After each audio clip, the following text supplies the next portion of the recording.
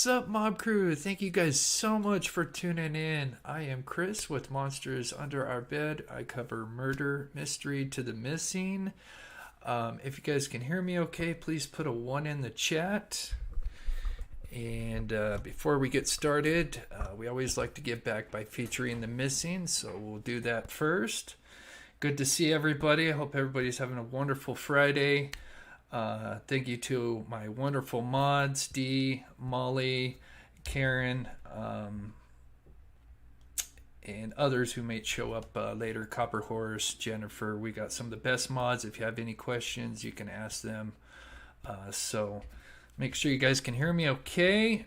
And I will apologize in advance if you do hear dogs barking.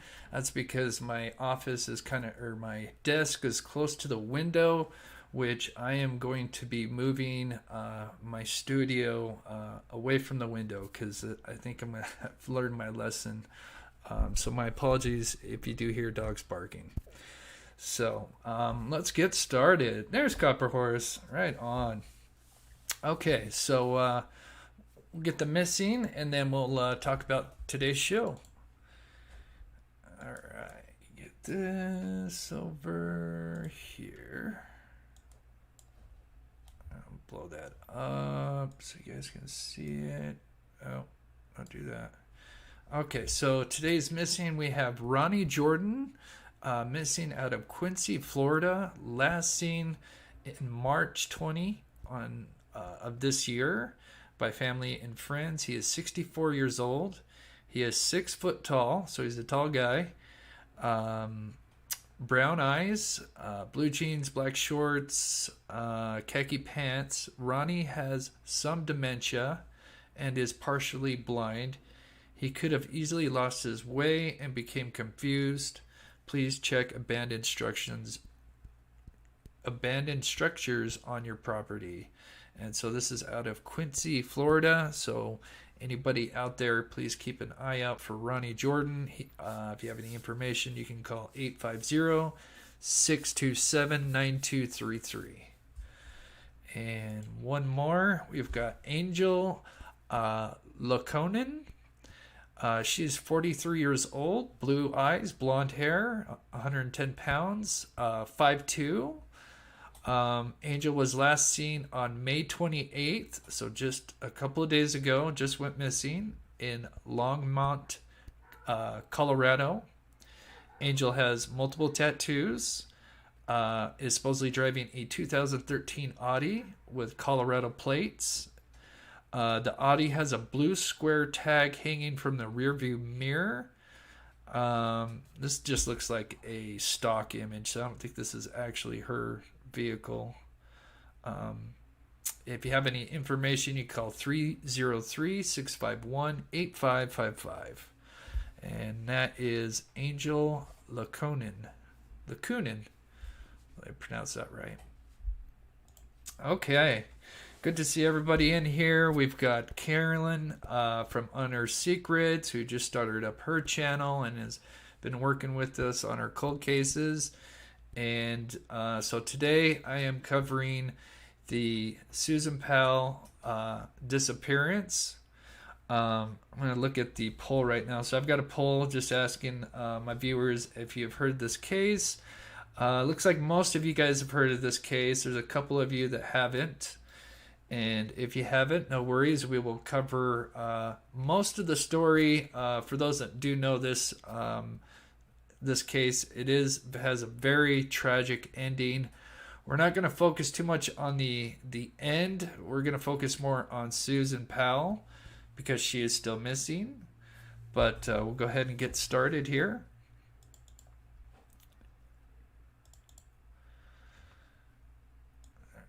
Blow that up and move this.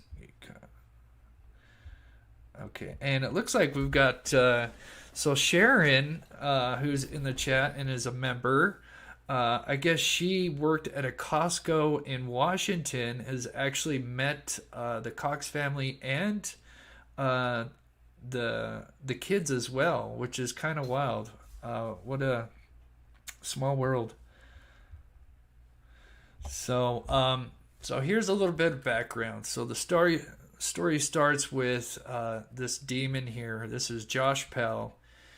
He was born in January 20th, 1976, to Stephen and Teresia Powell in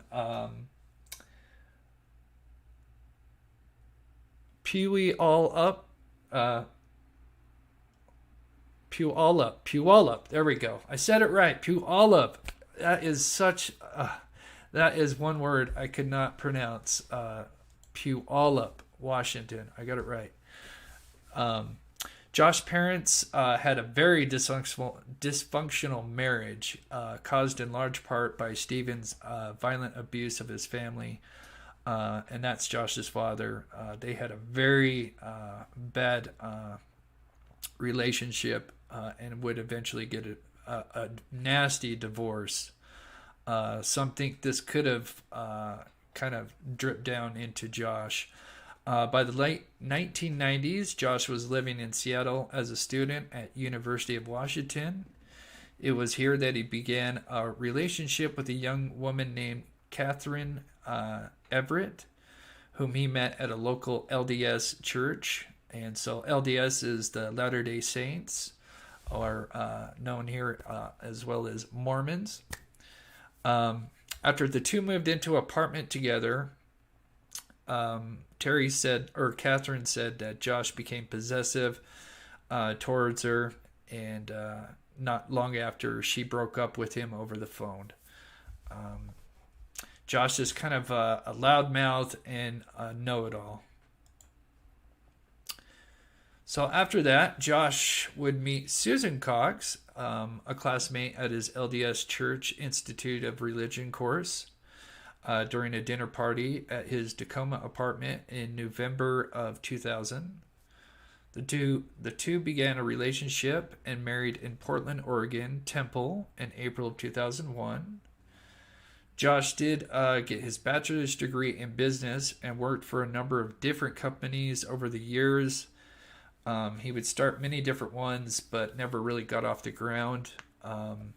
Between the two, between Josh and Susan, Susan was really the breadwinner out of the two. During that time, she was trained as a cosmetologist. Then she took up a job at Wells Fargo Investments after the family relocated to West Valley City, Utah, which I obviously, for those that might be new to the channel, I also live here in Utah.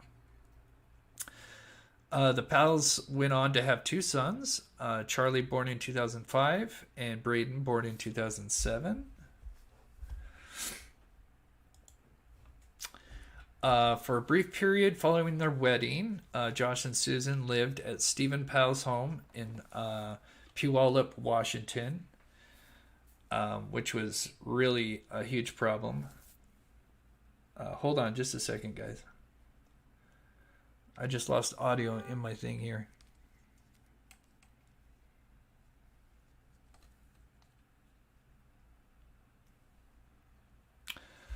Linda or Jilly says, "Oh, you're a licensed cosmetologist too." Oh, right on. See if that'll be better. See if I can hear that. Okay, I can kind of hear myself that way. I'm not. I can make sure it's not too loud. All right. So, moving on. So, they lived with Stephen, the father-in-law, who was a creep, and developed an infatuation with Susan. He began following her around with a camcorder, would spy on her, do just weird things, even posted love songs. And so in a short time after living with Stephen, they would actually, because Susan was just creeped out by her father-in-law, Stephen, they ended up moving. So in 2003, after Stephen had confessed his feelings for Susan, who rejected him, the Powells would move out of state, and they would obviously move to Utah. I think I had that order. I should have switched the order of those two. So then we move on to her disappearance, which is really odd. So on the morning of December 6, 2009, Susan, Charles, and Braden attended church services. So it's Sunday, which you would think Josh would know this. But Josh didn't go. It was Susan and the two boys. So when they got back, a family friend had visited them in the afternoon. And this is the one time that the family friend said that she noticed Josh Powell had made dinner for Josh, Josh made dinner for his wife Susan and the kids, as well as the family friend. He made pancakes for everyone, serving them one by one. After eating, Susan apparently didn't feel good and went to lay in bed. The family friend would leave the home, and this is the last time anyone would ever see Susan. Shortly after that, Josh would pack the van and take the kids camping, and this is late at night in the month of December. Josh claims he took the two young boys camping late Sunday, believing that it was Saturday, while leaving Susan at the house, but that wasn't actually the case. They supposedly went camping in Simpson Springs, which is in Utah's West Desert, which we'll look at the map. This was during the cold winter month of December, and there was actually a blizzard warning for the valley during that night. So just a very odd time to go camping.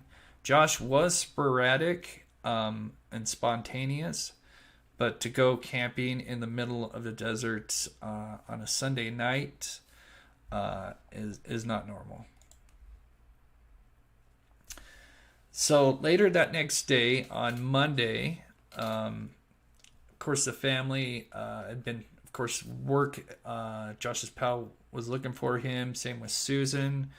And so Josh's sister showed up at Josh's home while he was still away, and they were worried about everybody, believing something happened to the entire family.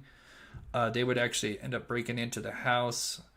During that time, Josh, after going camping, instead of coming directly back home, he would show up at Susan's work, claiming to pick her up, and he would actually leave a voicemail claiming that he forgot that it was, Sunday night, and that he was an idiot. But he didn't go inside the work to look for her because he was supposedly there to pick her up. He just left this voicemail and then left. And then he arrived back home about 5 p.m. And so Josh would find his sister and law enforcement there waiting inside his home, wondering where, he and everybody were at. But then there was a huge problem because as they got back, they were wondering, well, where's Susan? And so he said, well, she went to bed and I took the kids camping. And when I came back, she was gone. So law enforcement felt this was very suspicious and told him that he had to come down to the station for questioning. Josh had additionally did not tell his boss that he'd not be coming into work that day. And then during the first interview, he explained to the police that he thought it was Saturday, that he was going Saturday night, that he was taking the kids and not Sunday night. Police thought this was odd, that he didn't seem, and then when they questioned him about her disappearance, they thought it was odd that he didn't seem too concerned that she was missing. So they would do a follow-up interview because during that time, the interview, they had Josh had his boys there in the room in the interview, and they were kind of needy. And so even though they were questioning him, he would use the kids as an excuse not to answer questions.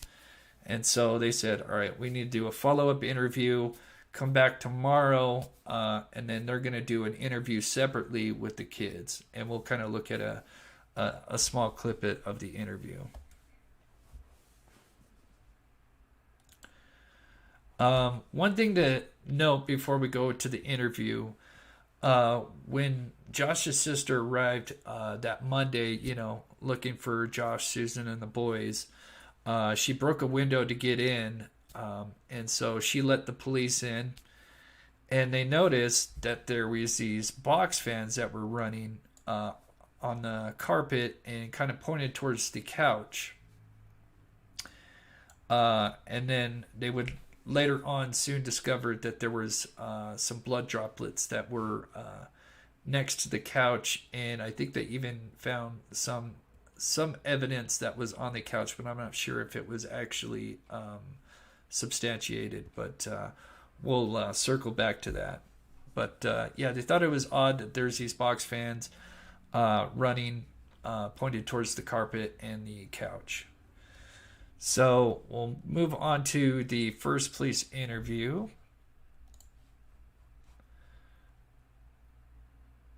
And one thing before Susan Powell went missing is she started, I guess, some a little more context about Susan and the relationship. In the beginning, Josh gave a lot of attention to Susan, but it seems like after the two boys were born, he had no interest in Susan at all. And she would tell her friends this, and then she would actually keep a journal where she actually began sharing things that she was afraid for her life. And 8, it is. And so a divorce attorney actually told her to document all of her belongings, and so this is just a small clip of that. This is 12:33, mountain time. Covering all my bases, making sure that if something happens to me or my family or all of us, that our assets are documented. Hope everything works out and we're all happy and live happily ever after as much as that's possible. On December 6th. I'm just thinking honorable. So what you're hearing, and I've kind of got it playing in the background with some other video playing so I don't get copyrighted. This would be the second interview where they bring him in. And they're asking, where did he go and where do you think Susan's at? So this is his first interview. It's not the entire thing, but just some highlights. Way to work, but not for this long. Josh repeated this story during his second interview with detectives the next day, and this time it was on video. I think she would have gone to work. She would have tried to go to work. I mean, that's what she would have been in the process of doing. What does Mommy do for work? Going up. Upstairs? She didn't go to work. We know that. Do you think it was fun to come and visit her? Right? Yeah, she didn't go to work. She didn't go to work. So this idea that Susan would have tried to go to work was very important to Josh. He even went so far as leaving her this voicemail when he was on his way back from the camping trip. Take a listen. Somehow my brain missed the day. So this is the voicemail that I talked about before. After he came back from the camping trip, instead of going home, he showed up at her work trying to kind of create an alibi, or well, not an alibi, but a kind of a cover story. And so, but they would soon learn that her actual cell phone was actually in the van, and he had actually taken the SIM card out. And they would actually address this with him.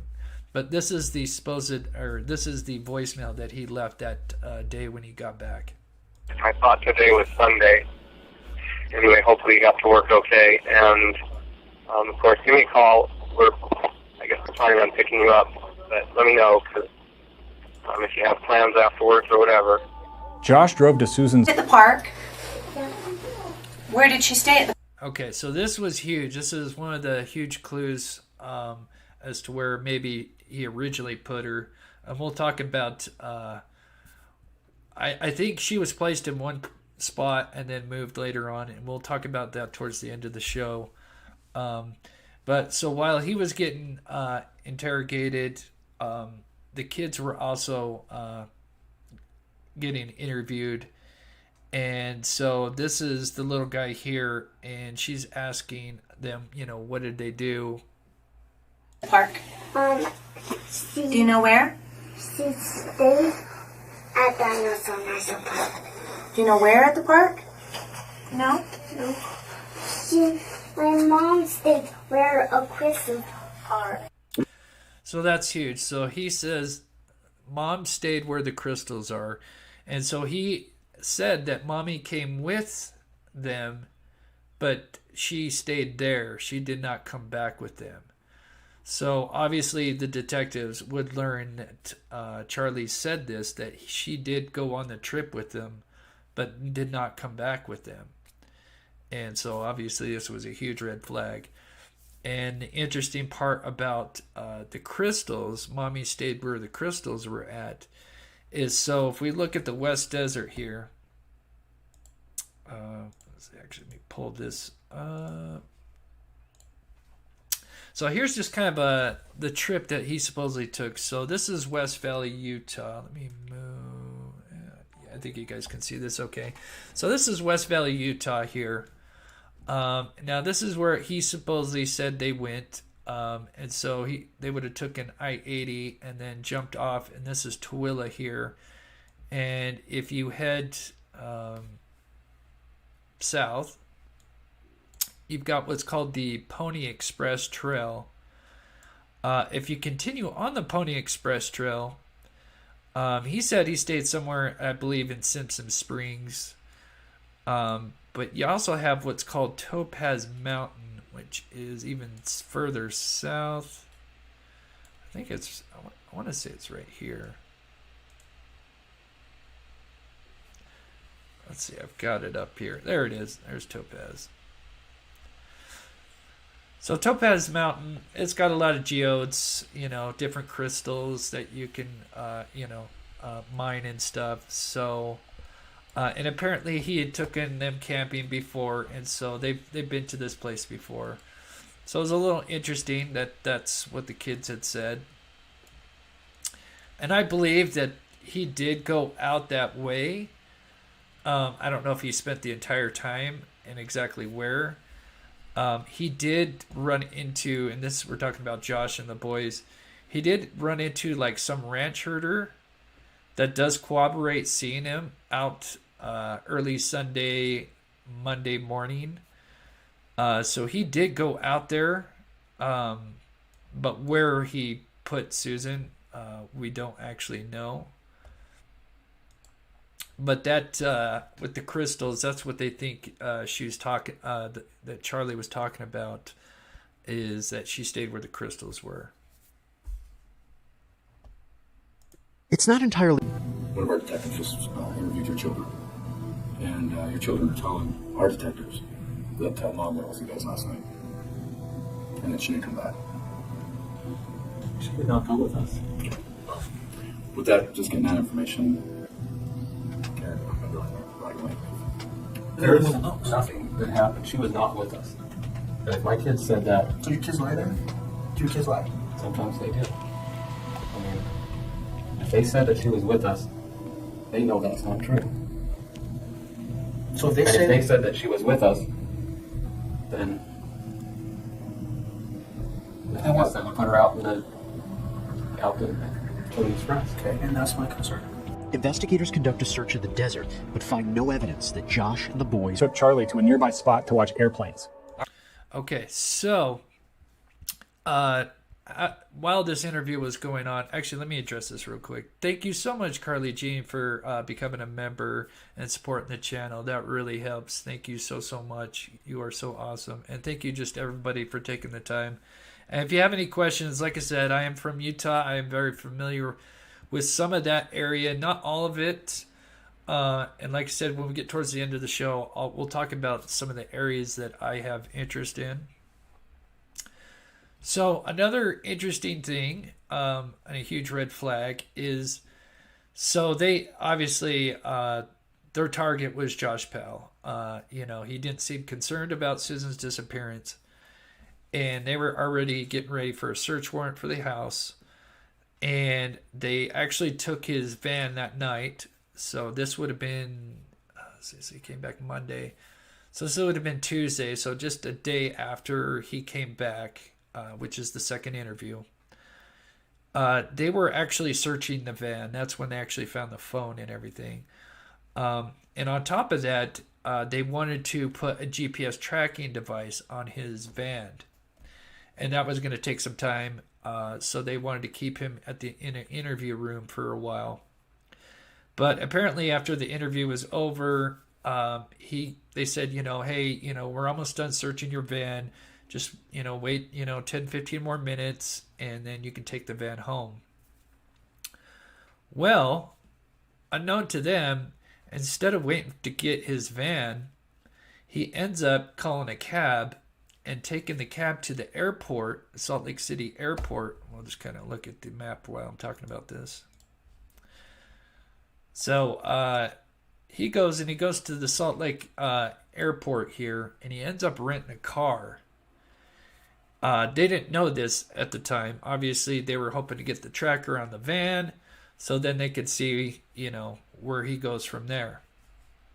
But he ends up taking a rental, and he ends up disappearing for 2 days right after his interrogation. So pretty much he was gone, I want to say, definitely Wednesday and Thursday he was gone.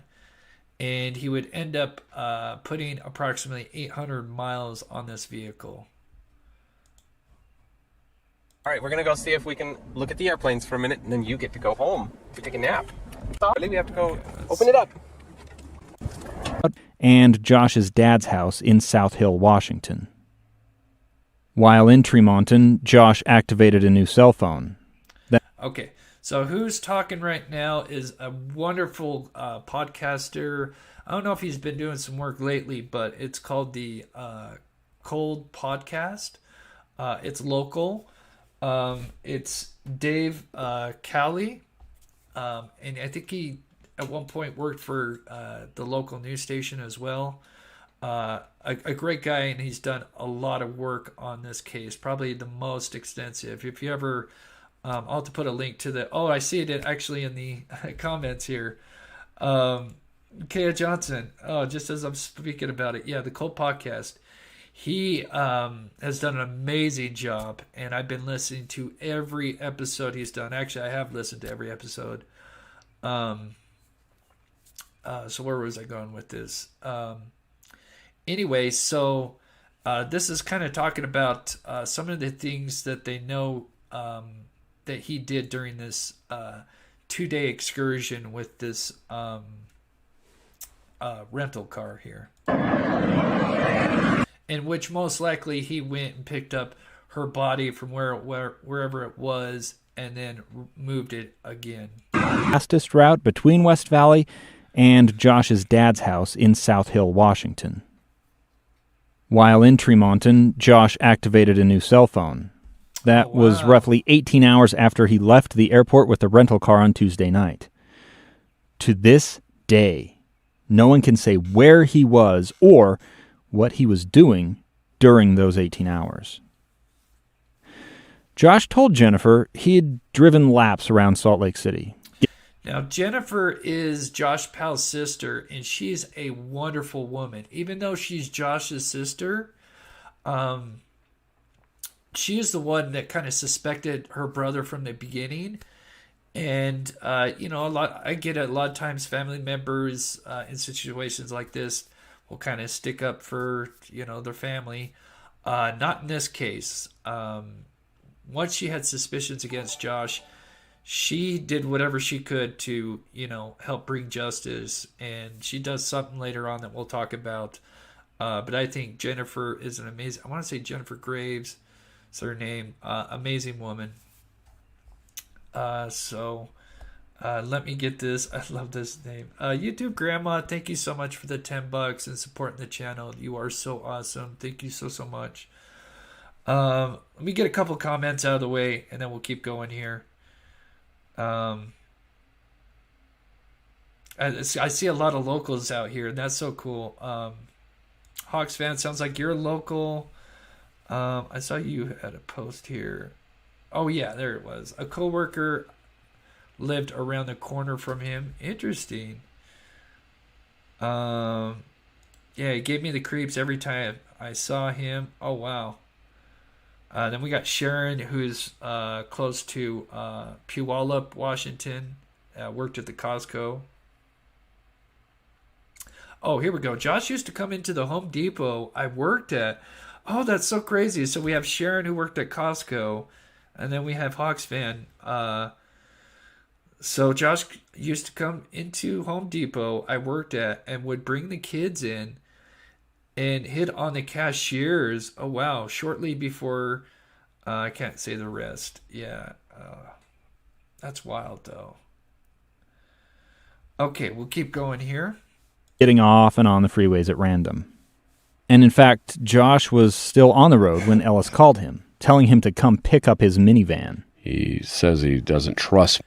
Yeah, so another interesting thing is while he's gone for these day and a half, 2 days, whatever, putting 800 miles on a rental car, he activates a new phone, which I think is very suspicious.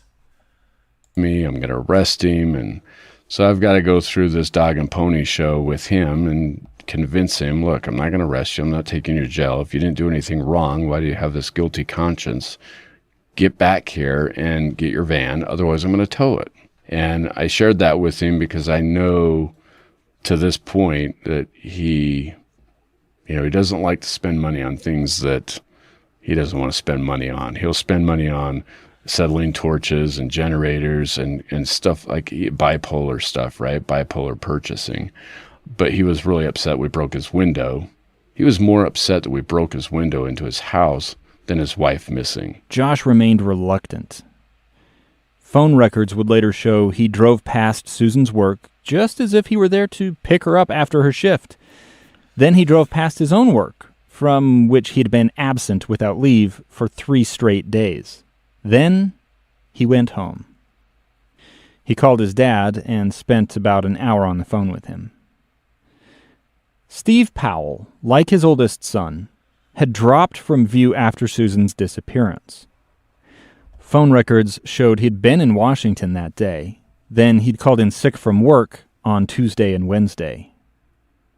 Steve worked for Washington Correctional Industries, selling furniture built by inmates. He spent a lot of his time on the road, usually alone, and didn't have any close friends in the organization. His phone records later revealed he did remain in Washington on those 2 days, but there was a gap of time during the same period when Josh was missing with a rental car. When Josh finished talking to his dad on Wednesday evening, he made his way over to West Valley Police Headquarters. Eventually he does. He shows up. He gets his van on his time. I think it was like 7 o'clock at night. I was so upset because it was my daughter's birthday, right? Yeah, he would interrupt everybody else's lives. Ellis gave Josh the keys. Josh locked the minivan's doors, then went back to his rental car. That's when Ellis first found out about the Ford Focus. And that's when we learn, we get the plate off the rental car and we follow up with it. And okay, this is going to be our break, right? Now. And that's this whole story, man. No breaks. Anytime you think you might have something, nada. More on the rental car in just a minute. First, Ellis asked December 12th.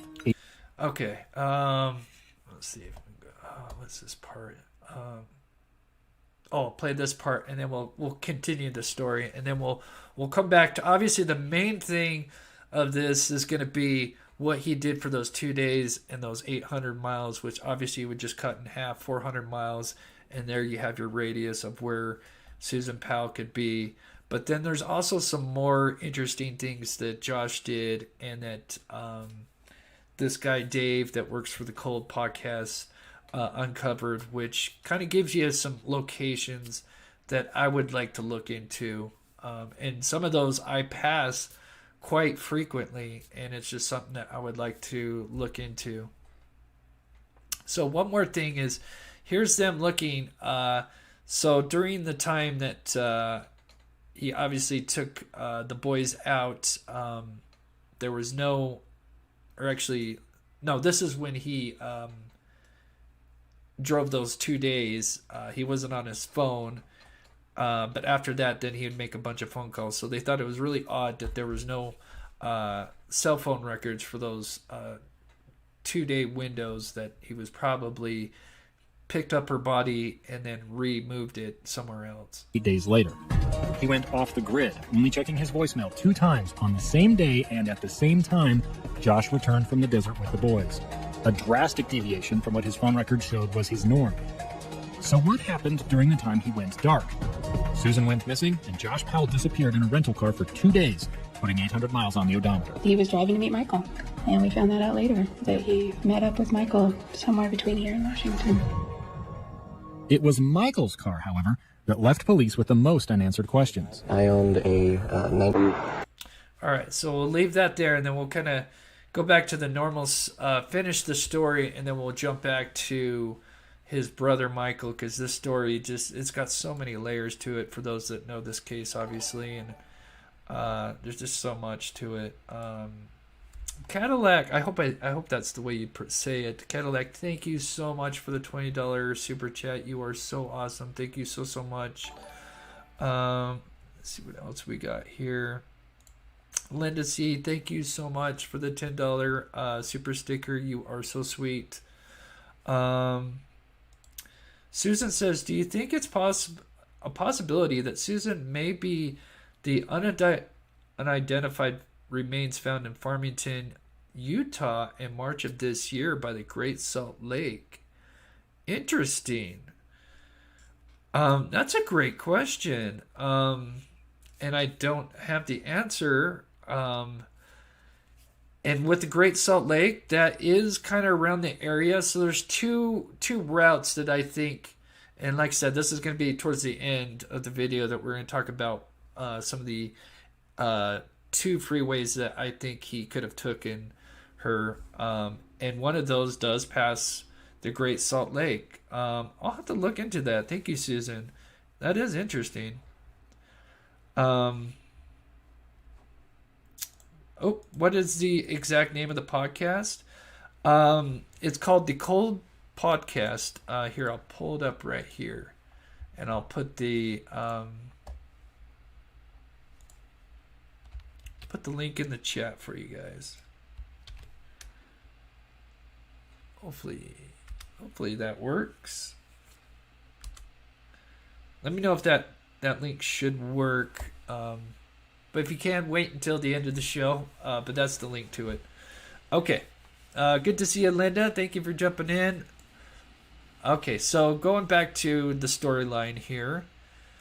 So we did the 2 interviews. Let me get caught back up here.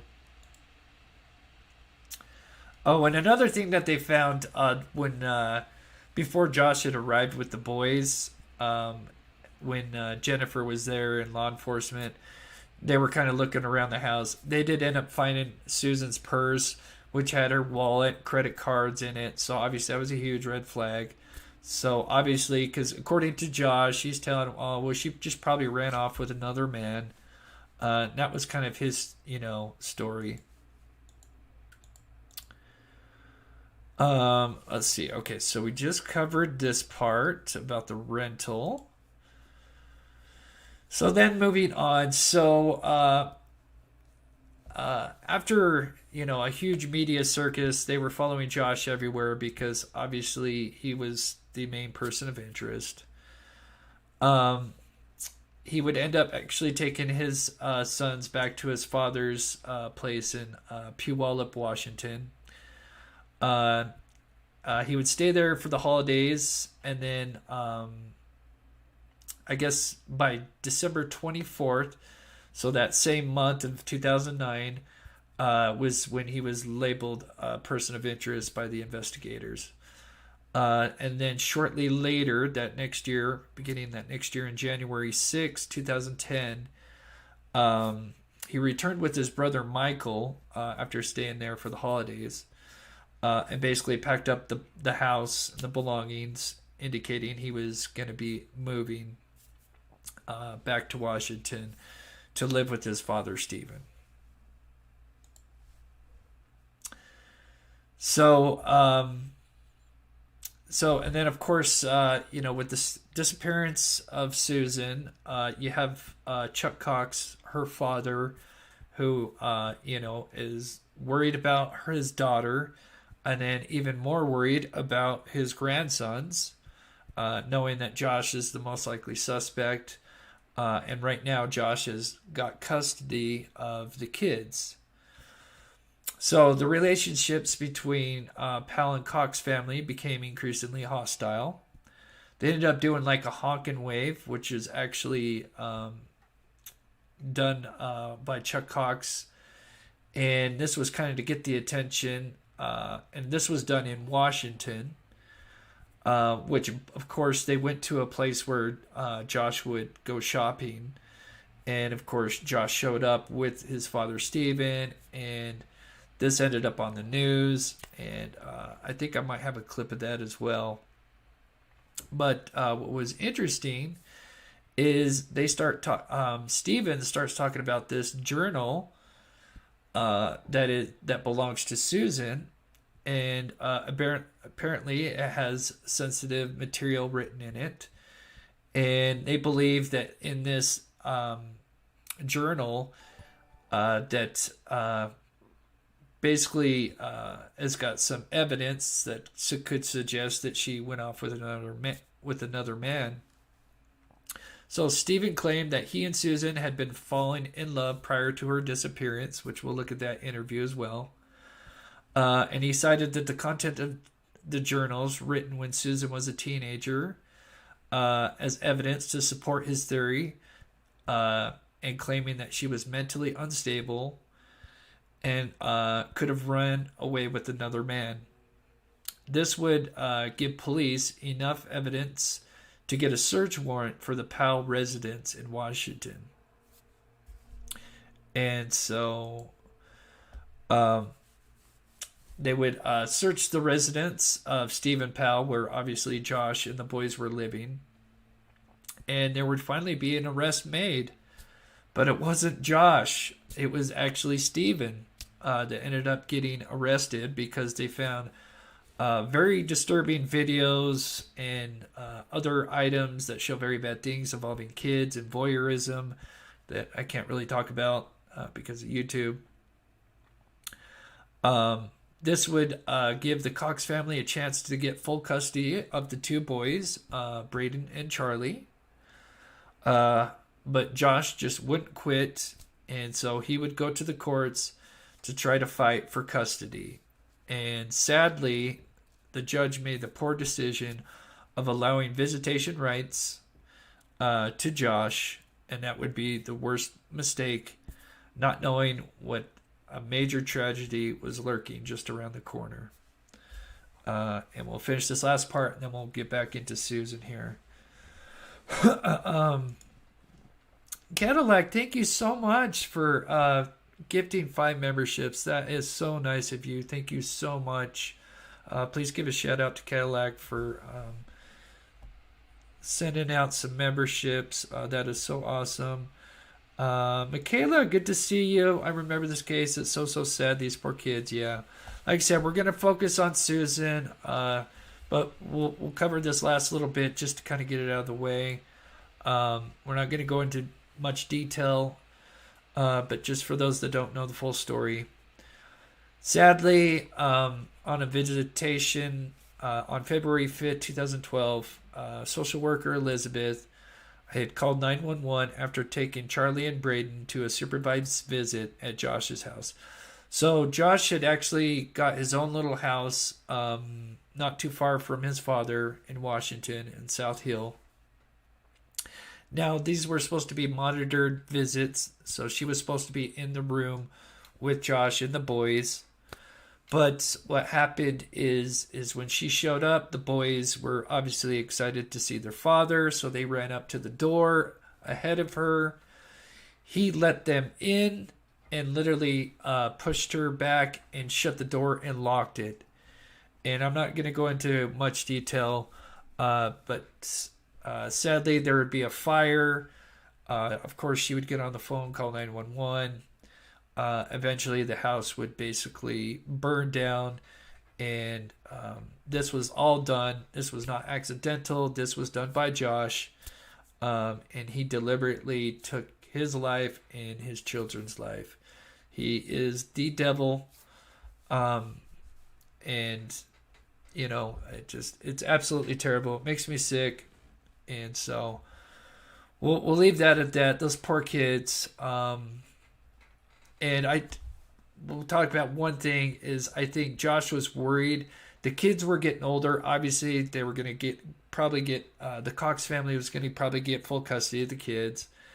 And obviously the kids were getting older, and they believed that the kids were going to probably talk about what happened to Mobby and give away some kind of detail. And that is kind of what's speculated as to one of the reasons why he may have not only took his life, but the kid's life as well. So absolute terrible tragedy. He is truly a monster.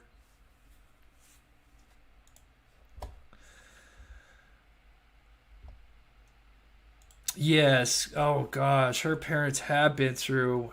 Yeah. First having their daughter taken from them, and then their grandkids. And yes. Sorry, I'm just looking at comment. But yes, and they're wonderful people. And yes, they were most likely going to have custody, and then that happened. Just disgusting. What a coward. So, moving on. We're going to go kind of like I said back to the Powell disappearance, but here is one of the last interviews and where I think Josh slips up here. This is forward here. Okay, this is the interview.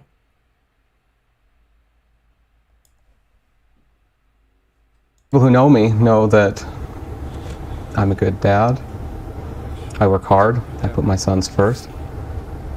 I was a good husband. I took care of my family. And I see you're still wearing your wedding band. Yeah. You still love her?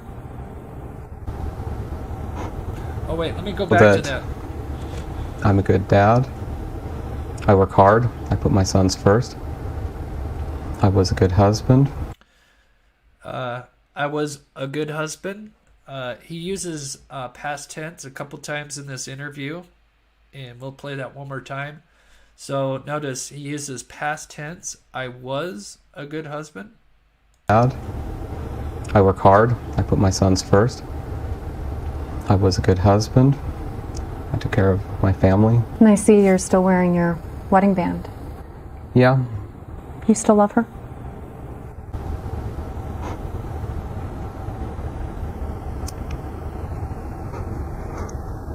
Yeah. I guess you could say that I still love her. At times, he stopped the interview, claiming he needed time to collect himself. Why take your two young sons camping after midnight, freezing cold temperatures? Well, we just go out and do things that are fun. But it's after midnight. You know, shouldn't your sons be sleeping? Weren't they sleeping? People who know me know that time is hard for me to keep track of. I tend to be spontaneous. I do things in the spur of the moment. Why not call work the next morning to say, hey, I was out camping, I'm not going to be in today? To be honest, Saturday was a blur. I was convinced it was still Saturday. And the search for Susan Powell continued. Very, very sexual with me. She was very flirtatious. Okay, so let me give you a little context that may not know about these interviews. So I forget the interviewer's name. You know, what a wonderful lady. She's been doing that for a long time. I just can't remember her name right now. But just give you a little context of what was going on in this interview is, so not only did Josh show up, but his father, of course, Steven, showed up as well. And in between breaks while they were shooting the interview with Josh, Steven was talking to her in between breaks saying, hey, you got to interview me, interview me, interview me. And she wanted nothing to do with Steven. But it was actually the interview with Steven that actually, along with what was said in the interview at the Honk and Wave thing, but it was this interview that kind of broke the ice where they were able to, because he talks about the journals, and that was their way into getting into the house of Stephen Powell. So this was kind of huge that here Stephen is trying to, get attention. And I think even though he's just trying to throw Susan under the bus, saying, oh, she was a sexual person and, she just wanted attention and probably just ran away. But he ends up going and talking about the journals, and that's what kind of was the downfall of Stephen. Saturday was a blur. I was convinced it was still Saturday. Very sexual with me. She was very flirtatious. I mean, I'm her father-in-law, and she would do a lot of things that she was just, she did it, I did. I mean, we interacted in a lot of sexual ways because Susan enjoys doing that. Do you think a part of you started falling in love with Susan? That's pretty likely, yeah. I mean, I would say so. And there's no question in my mind that the feelings were mutual. Despite 1997 Ford Taurus. That's the car Michael and his sister Alina. Okay, so we'll pause it here and we'll get, because this is the crucial stuff about Susan here. So we'll finish up the story here. Just got a couple more things to go over real quick. Okay, so they arrest, of course they arrest, and then sadly the kids. So after the whole Josh and kids thing, Susan Powell was doing time in prison. He ended up serving 7 years. He would get out on July 11, 2017. And then he would actually die of natural causes in Tacoma, Washington on July 23rd, 2018. Then we have Michael Powell, the youngest brother to Josh Powell, who I believe could be involved in this. His father as well. There's speculation that they all three kind of played a part in the aftermath. Because Stephen did take the 2 days that Josh went driving around for 800 miles. Apparently the 2 days that Stephen had taken off as well. But yes, his younger brother, Michael, would also end up taking his own life, jumping from a building. They believe because they were starting to pressure Michael because of what's going to happen next, and we'll talk about that here. Drove from Washington to Utah, but it didn't get them home. On December 23rd, 2009, 2 days before Christmas and about 2 weeks after Susan disappeared, Josh Powell's brother, Michael, sold his car to this salvage lot in Pendleton, Oregon for about $100. The car had actually broken down in Baker City. Michael and Alina called AAA for help. And despite there being 4 wrecking yards and repair shops within 3 miles, the pair insisted the car be towed nearly 100 miles away to Pendleton. Police wouldn't find out about the Taurus for another 21. And the whole reason they wanted it to go to Pendleton, Oregon is because they actually destroyed the car. And that's what they wanted done, is they wanted the car actually destroyed. So they paid hundreds of more dollars to have it towed a lot further just so they could have it at a yard that actually destroys the cars. And so why would they want to do this? Months. Detectives wanted that car. They actually came up here with a flatbed trailer and pulled it out of the yard. It was missing a few pieces, but largely still intact. In September 2011, cadaver dogs searched Michael's salvaged car, indicating the presence of human decomposition in at least 2 places, the back seat and the trunk. But samples sent to the Utah State Crime Lab, including a hair found on the carpet, did not match Susan's DNA. Frustrating for police who told Cold they thought they had finally caught a big break. The lab called me and I went down and sat with them, and I had butterflies. I was excited. I was nervous. But then again, I was skeptical because, it was just going to be another swift kick in the guts. And at the end of the day, it was. Investigators still had questions. Oh, wow. There's Michael there. Detectives flew to Minnesota, where Michael was living, for a surprise interview. True to form, he gave them nothing to go on. They asked me, did you kill Susan? I said no. They asked me, do I know anything about it? I said no. An 8. Randy says, I was in jail with the dad. We used to always yell, where the F is the body, bro? Wow, that's crazy. So we got 2 people that were working in Washington, I'm assuming Washington, one at Home Depot and one at Costco, who met with Josh and the Cox and the boys. And then we got a guy that spent time with the father. Wow, that's crazy. I really appreciate everybody taking the time to watch the show. If you could, please leave a like. That is so crazy. Maybe one of these times I'm going to have to get the phone lines going again and get some of these stories. I think we'll definitely do a part 2 because there's a lot of information. So we're going to move on to some of the locations where I think she could be. Obviously, there's a big area, but there's some things that Josh Powell did, which is interesting. So we're going to kind of start to focus on that. Let me get just a couple more here. I really thought when the dogs hit on the car, we would have answers. Yes. It's interesting, though. But there's always sometimes you get false positives with cadaver dogs. That's why they're not, 100% reliable. But they do believe that Michael could have had a hand in help disposing of Susan. So kind of going back, so this is kind of going off what Dave from the Cold Podcast, who obviously covered this story in depth more than I've seen anybody else. Not to knock anybody else, but he's done an amazing job with this case, and he's local, so he was able to get a lot of information, which is pretty cool. So pulling up, pull up the map here. So, let's see. Oh no, I want to do Google Earth or Google Maps first. Bear with me 1 second here. And let me do this. Let me pin this at the top for you guys real quick. And that way, and I'll put it in the, there we go. And I'll also put it in the description for those that are rewatching. So, great podcast. So, anyway, let's just go back to the first night. So let's talk about what probably happened to Susan. Because as the kid said, Mommy came along with the trip. It's theorized, and let me actually pull up the picture. This would probably be the best thing to do first here.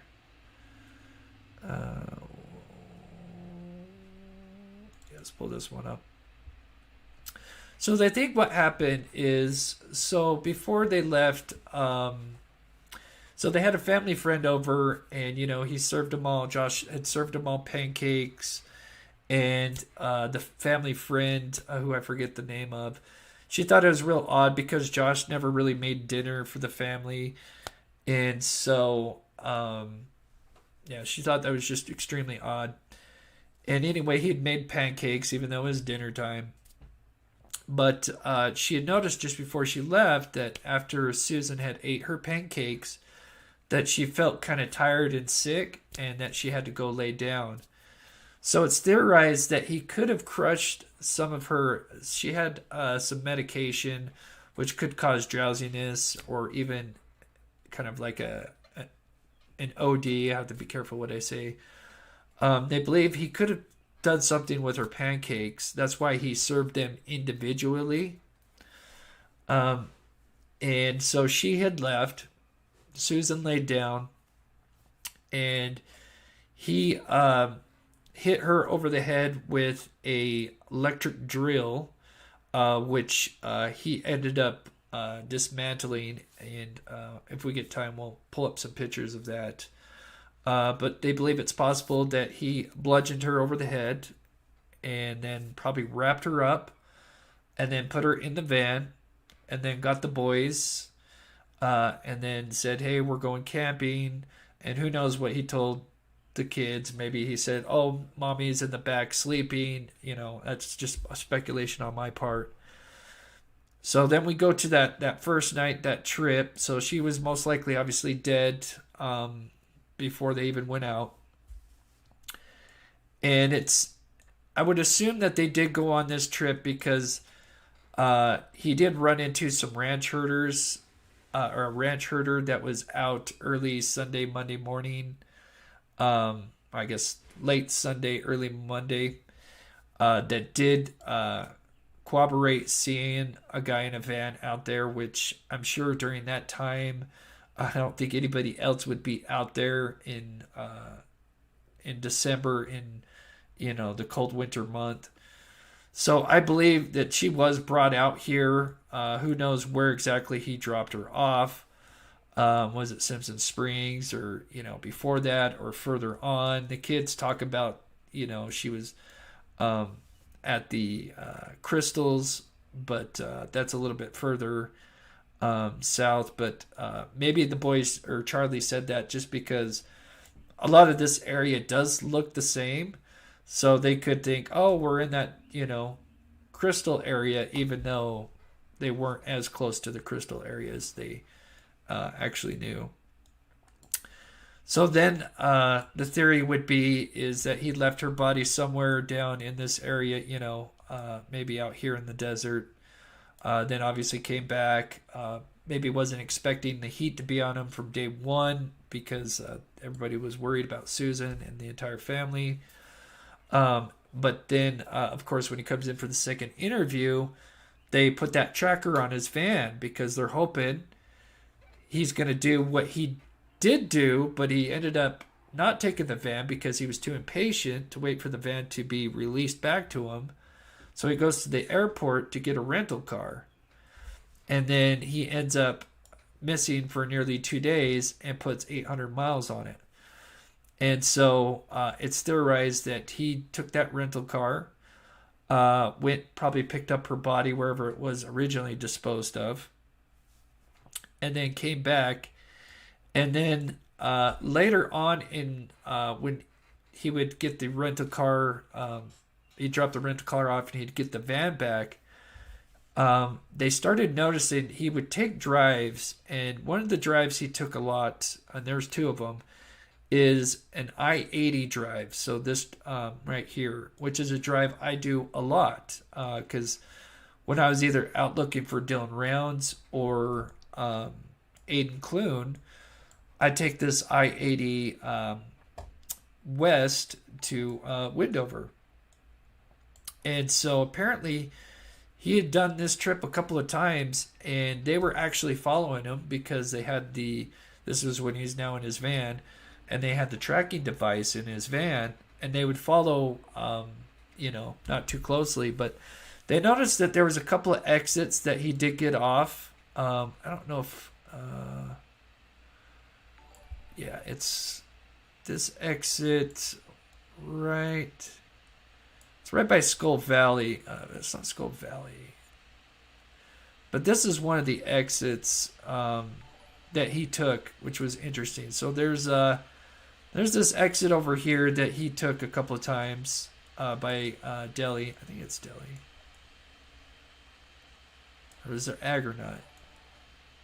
No, yeah, I think it was this because it's by Skull Valley. So this was one of the exits he took. They thought was interesting. So there's some spots. Obviously, when I'd go out to look for Aiden or Dylan, I have been kind of keeping my eye on some of these roads that he turned off of. And there's actually a quarry out here. And they actually searched part of the quarry, but it's huge, and it's a place of interest that I would definitely like to go back and look at.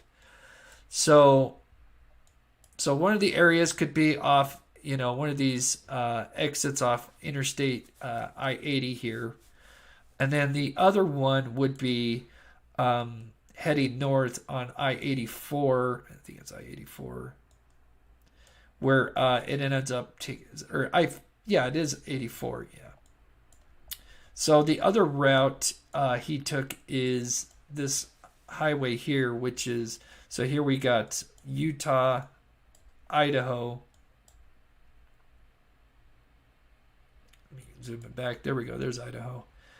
And so he'd take this I-84 here.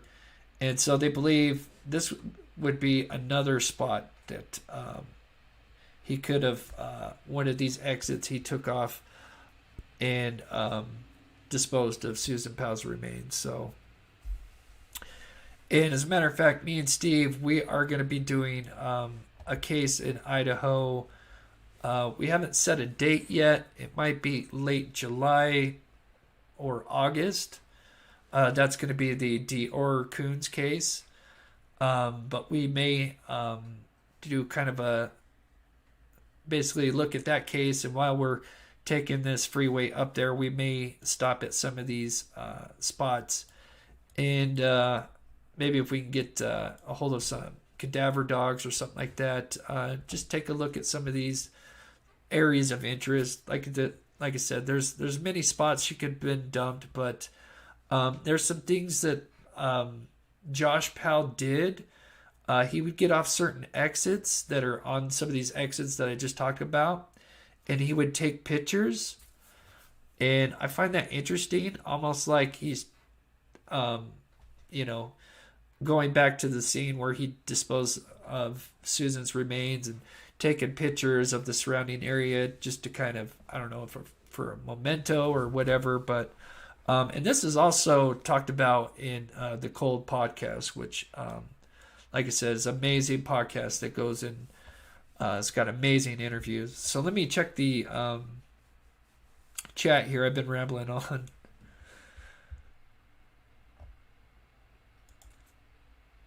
Aries Dawn, thank you so much for gifting 5 memberships. I am going to have some more, especially since I've been talking about this case. I'll probably, some of the membership videos I do, when I'm driving out to go help a cold case, I'll kind of record some of the scenery.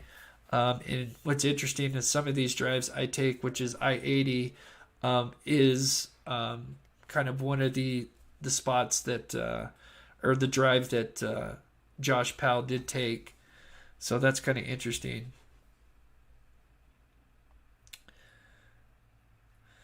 Let me see what's going on in chat here. She jumps here. I wish we knew the motive. So there is a motive that they did discover later on. He did take out life insurance on Susan and the kids, and then ended up awarding, I want to say it was his father. I think I have it up here.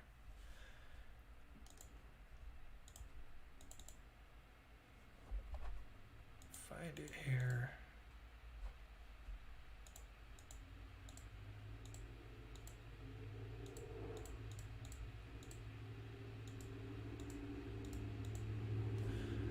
I know I have it. Okay, yeah, here it is. So, upon searching the Powell's residence, moving on towards the end. So yeah, there was life insurance policies on Susan for $1.5 million, and then of course a handwritten letter from Susan expressing her fear for her life. But yeah, so there was a policy for life insurance, which never leads to anything good.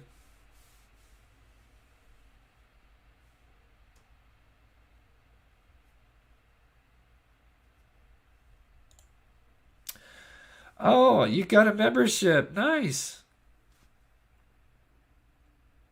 And Carol, right on.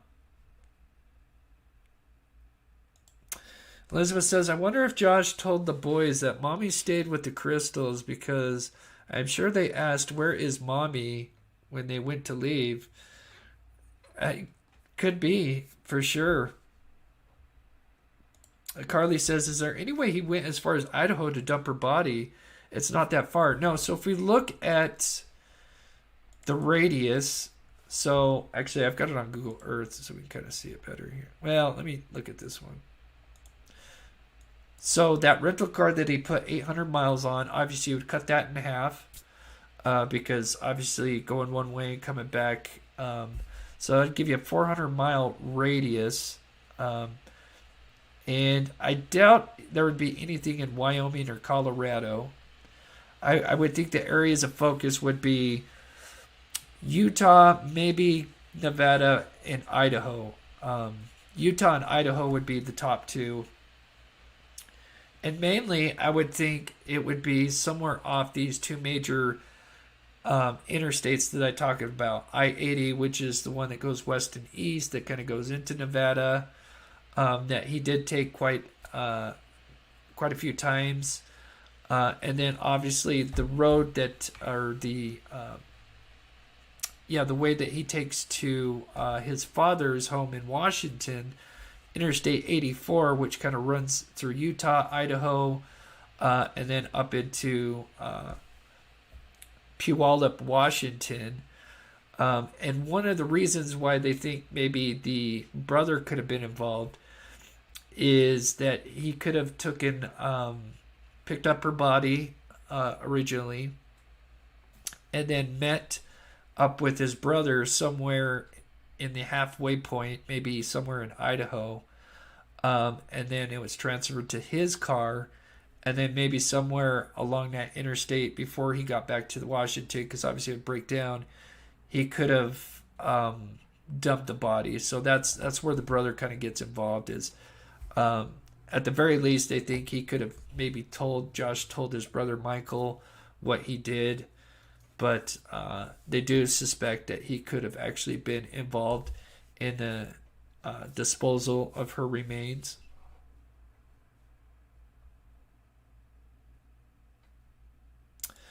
Michaela says there are many places in Wyoming too. Oh, I'm sure. I mean, yes, and yeah, because I've driven through Wyoming. Yes, there's a lot of. The only reason I would say that they would be kind of less likely, just because it seems like, because they did, after he brought that rental back, they did track Josh's vehicle and his movements in his van for many weeks, months, and he did some very odd things, even disposing evidence, which I don't know if we'll have enough time to talk about. I'll definitely have to do a part 2 and pull up some more interviews, and but yeah, there's a lot, but the main thing is these pictures that Josh took when he was getting off some of these interstates that I talked about. And even the Cold Podcast guy, Dave, said that it was just kind of odd that he would just get off the freeway, even though I guess, Josh was a guy that was kind of like known as a photographer. He did notice there were some interesting photos that he took, and wondered if there was any significance to these photos.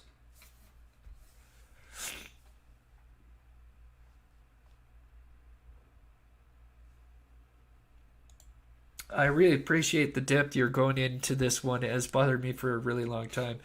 It has, especially, like I said, I started listening to the Cult Podcast a couple months ago, and I was driving out to Wendover, and I'm trying to think if I got one of those videos in here.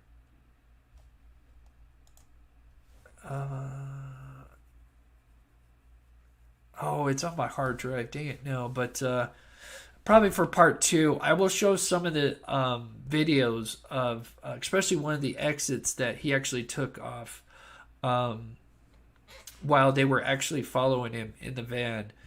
And like I said, it leads to this quarry, and that quarry is in kind of the West Desert here. And I want to say it, like I said, I want to say it's on this side here, southwest of Skull Valley here. There's like a quarry. And yeah, he even drove as far as West Wendover.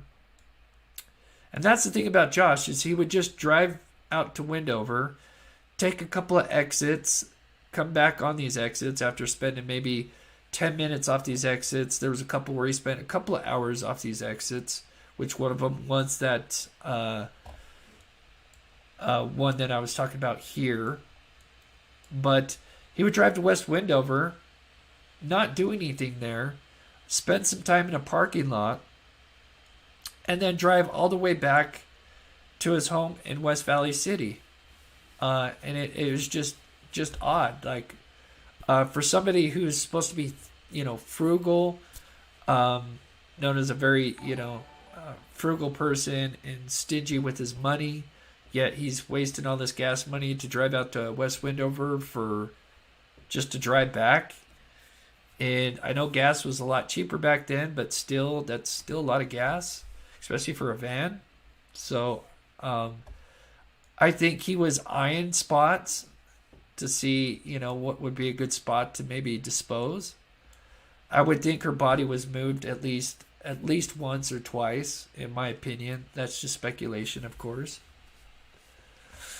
So before I go, if you have any questions, let me know. I'm not an expert in this case by any means, but I definitely know this area, and I definitely know I-80 because I've driven it a bunch of times. And this is the Great Salt Lake. I forget who was talking about the Great Salt Lake. So here's the Great Salt Lake right here. I will have to look into that article about the remains being found.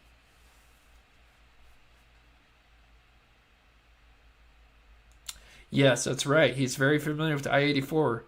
I-80 and I-84 are the two. Hey, Teresa, good to see you. Thank you and the mods for everything you do to help get answers for the missing. Yes, and before we finish, we'll talk about our upcoming missions. Yes, and yeah, the Diesel Brothers have done a couple of videos. They were out. Let me zoom out here. They were out in this area. I don't know the exact area. They were in Dugway area in one of their videos. They actually have done like a couple of them, but the one where they found like the bones, which ended up not being Susan, that was somewhere out in this area here. And then they had another lead, which was more, where was that lead? It was more towards this area here, if I recall, more in the southern valley of Salt Lake City, somewhere in there, I think.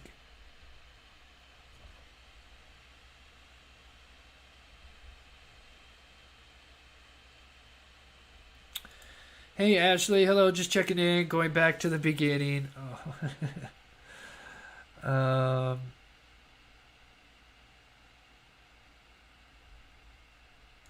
Yeah. Susan felt like something was going down. She wasn't getting the attention from Josh.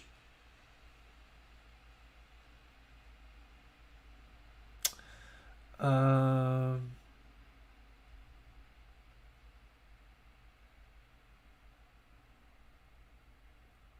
see $10. Okay. I see. Oh, there it is. I don't know why I couldn't find that. Hey, Henry Dog. Good to see you. Evening, everyone. Henry Dog being a member for 5 months. Thank you so much. Does anybody think the daughters had a hand in this? No. Are you talking about? No. As a matter of fact, Jennifer, Josh's sister. I'm assuming you're talking about Josh's sisters.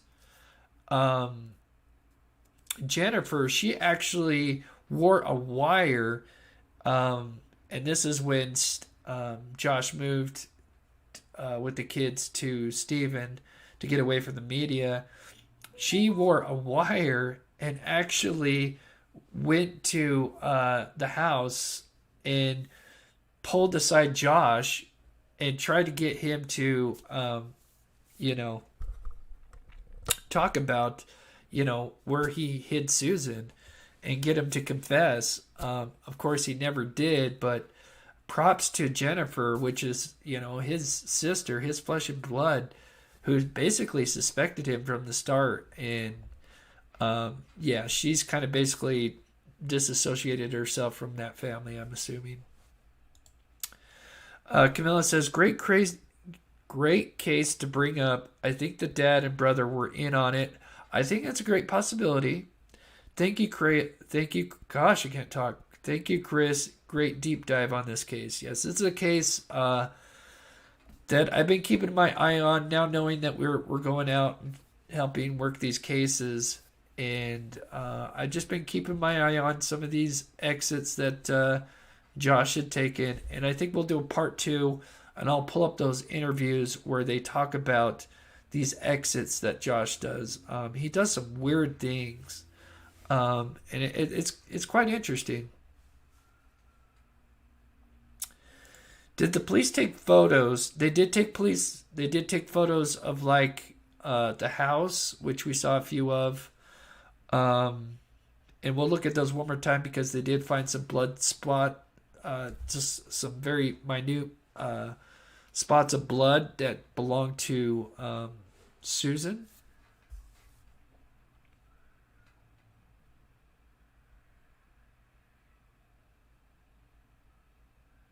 But I think that's very interesting that we got some people in here that have met a lot of these people that we're talking about right now. That's pretty wild.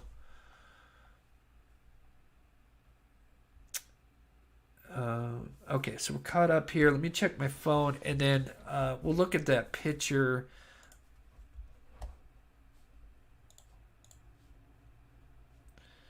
Where is it? There it is. Okay, so as you can see here, maybe I'll show the couch. Let me do this.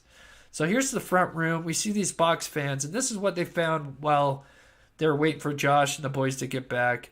And they see these fans on, and it's pointed kind of towards the couch.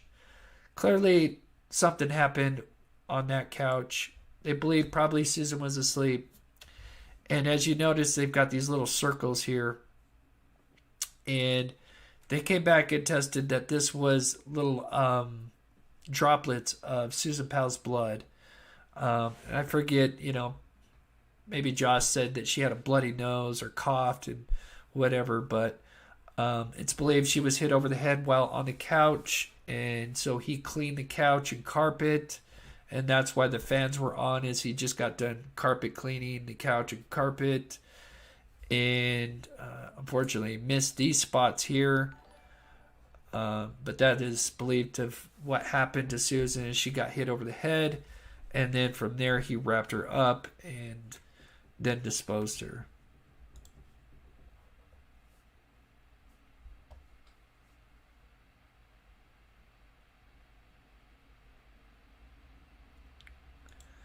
Teresa, what did the dad get charged with? Some stuff that I can't mention, but voyeurism, stuff involving children, obviously not good stuff. He spent 7 years. He did get out, and then he would pass away, I think like a heart attack or something, like just after he got out. Michaela, member for 15 months. That's so awesome. Great deep dive, Chris. You are so awesome. Thank you so much, Michaela. I hope your new home, I know you've been there for a little while, but I hope that's it looked like an amazing place. I'm so happy for you.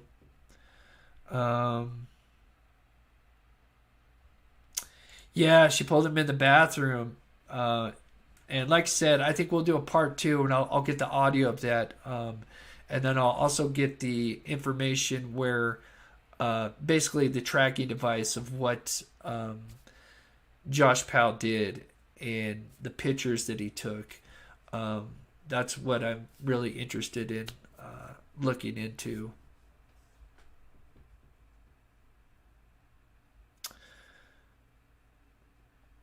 It is troubling. Yeah, 2009, we're looking at 14 years.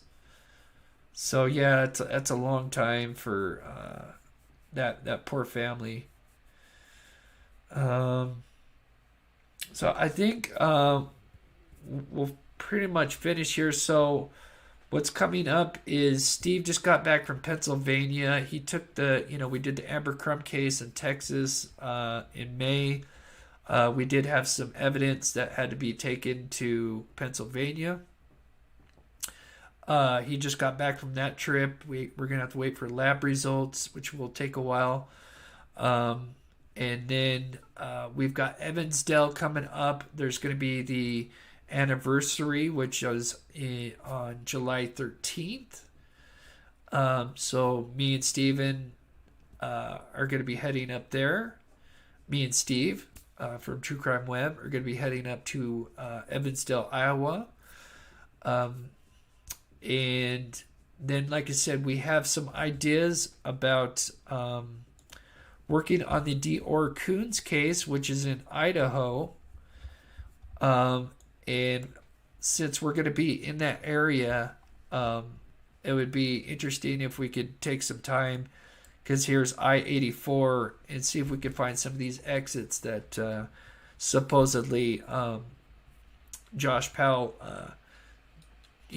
took these exits, and did he dispose her body somewhere along here? So something we're going to look into. And then, of course, I've got some stuff for the members coming out real soon. And then we'll have a new pet outro probably Monday. And then Sunday, we're going to have a members only live, because Elizabeth, hopefully she's still in here, she's doing something really amazing. She's starting up her own website. She's going to be doing some artwork. She's going to sell that artwork and then donate some of the proceeds to cold case foundations like Steve and us. And so I think that's really amazing, and we'll talk more about that on our members only live this Sunday. So super excited for that.